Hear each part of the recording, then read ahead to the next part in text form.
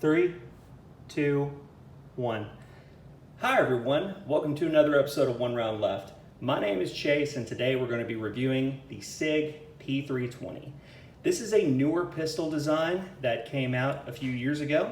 Obviously the developer is SIG. We're going to go into a little bit of the history of this firearm as well as what this firearm would eventually become.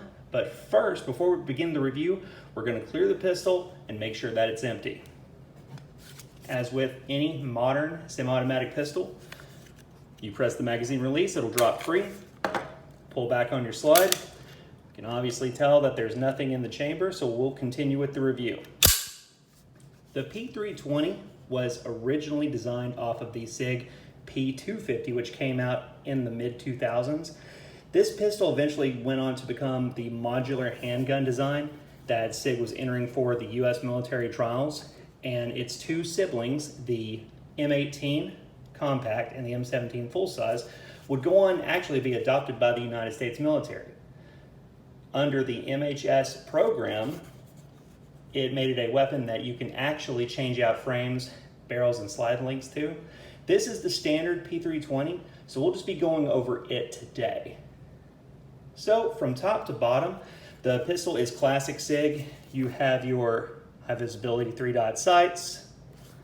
You have a 4.7-inch carbon steel barrel, a 6.6-inch sight radius, M1913 rail. Moving on to the trigger, standard curved. I've heard that these come in anywhere between 6.5 to 7.5 pounds, which I'll agree with. This model is the Nitron, so it has the classic SIG Nitron finish. Also has the ambidextrous slide release. Moving to the actual frame itself, I love the texturing that SIG went with on this. It feels almost like a skateboard deck. Your hand can just really get a good grip of it, and it's just very nice. I really like their choice with this. This particular pistol came standard with a 17-round 9mm magazine.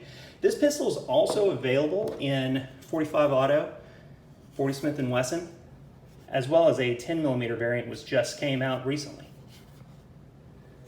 They shoot very well. This particular one, I've actually ran 300 rounds through it. No issues, which has to be expected from a modern pistol design anyways.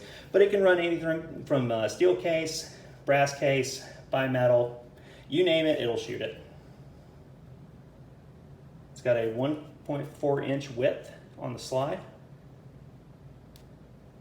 Breaking it down, it's actually very similar to a lot of other pistols today. Push the slide back, push up on the release. You then take your takedown lever and rotate it.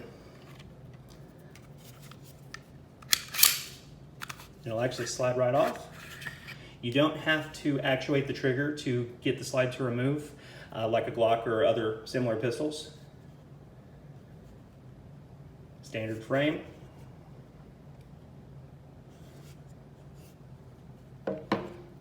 Moving on to the recoil system, you have your, pretty stiff today, your captive recoil spring.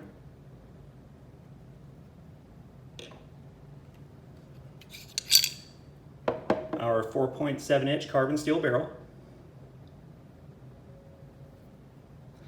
The slide is stainless, one-piece design. Very similar to other striker fire guns you see. And to reassemble, just do the same process backwards.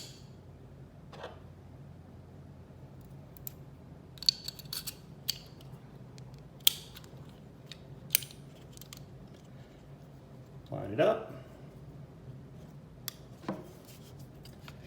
Made it back to the frame. Slide it all the way back. Work the takedown lever. It'll lock back into place. Now with this pistol, the trigger will not fire. It's not fully connected. You actually have to pull the slide back and make sure that it goes all the way home, all the way in the battery. And it's a gun again. I've been very impressed with this pistol. I really like it. It points very well. It's reliable. I have really no complaints with it. For a modern handgun design, I can definitely see why this is being upgraded and sent on into military service. I'm a huge fan of it. There will be a shooting video on it. But if you have any questions on it, feel free to leave a question in the comments down below.